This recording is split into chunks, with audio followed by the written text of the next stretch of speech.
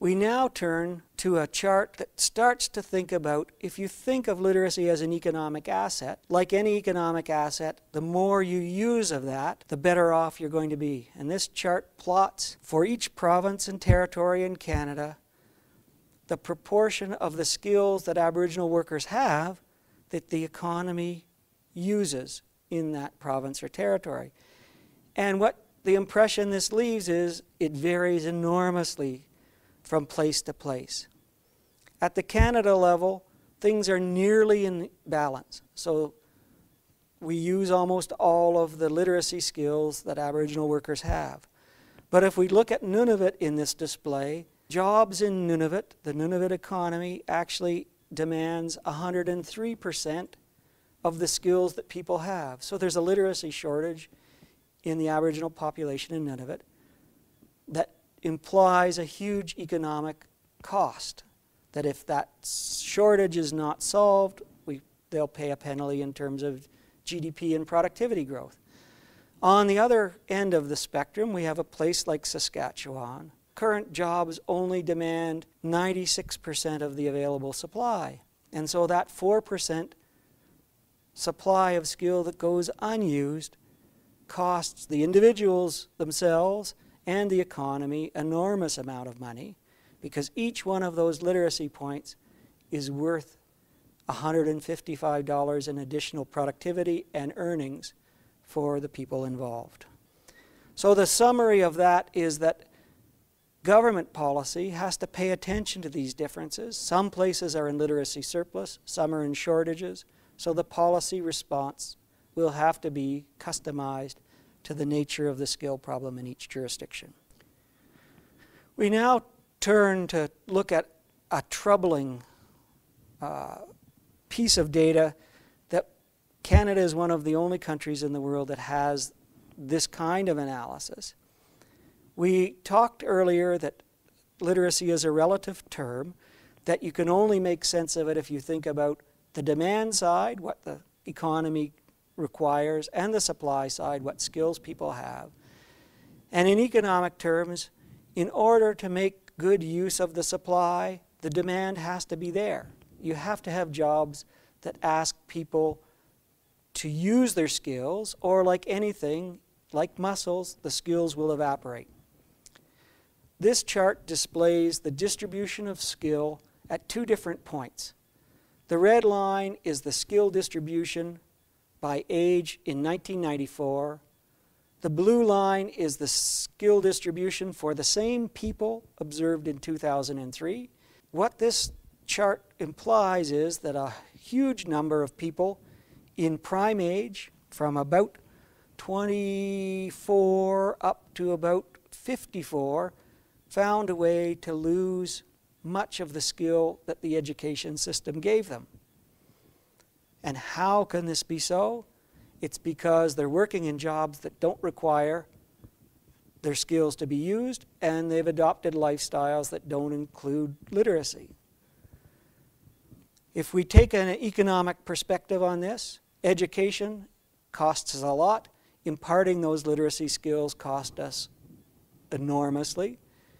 We then have people going out into jobs and not using those skills, and that means we don't get a return on those educational investments, and those workers earn less than they could if the economy was structured in a way that made good use of those skills.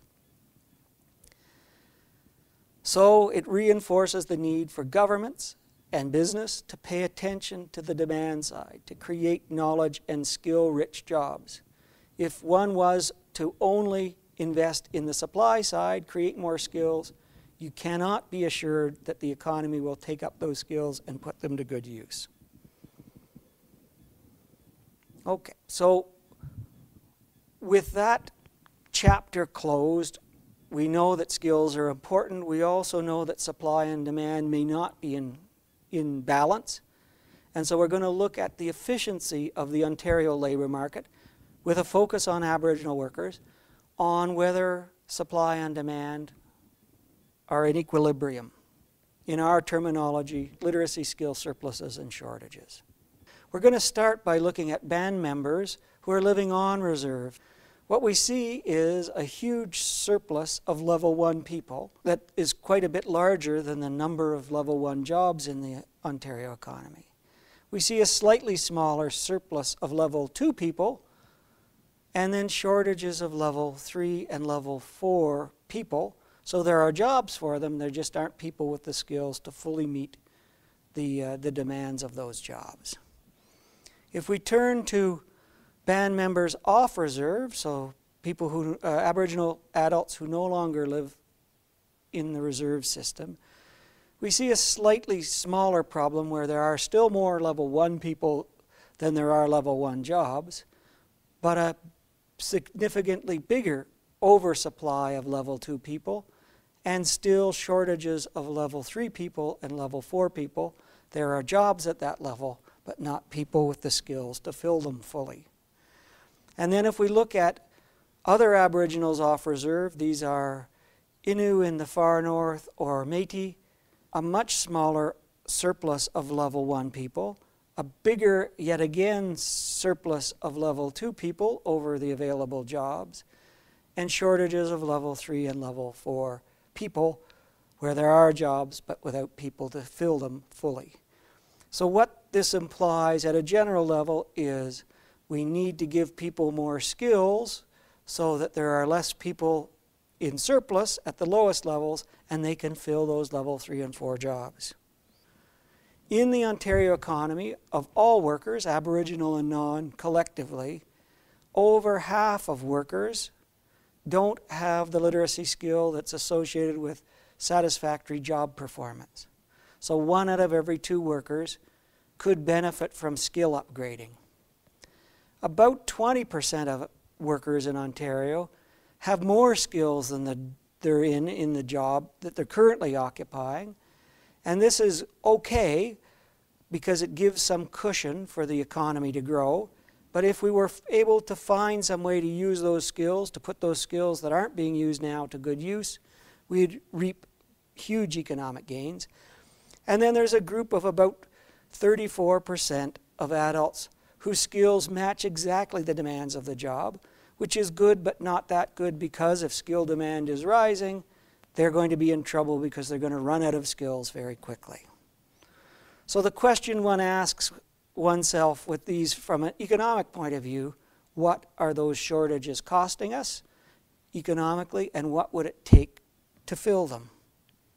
If we look at Aboriginal workers compared to that population average, they're in much deeper trouble in terms of their skills. They're 12% more likely than non-Aboriginals, the band members on reserve, to be in literacy skills shortage. So instead of 50%, 62% of Aboriginals living on reserve are in literacy skill shortage. And there are fewer people in balance in this population and fewer people with surplus skills. And so in a competitive labor market, these workers will always be the last to be selected for employment, and if they become employed, they will earn lower wage rates. If we turn to the band members living off reserve, mostly in urban Ontario, the shortage is about the same size. They're 11% more likely than the average Ontario worker to be in literacy skill shortage.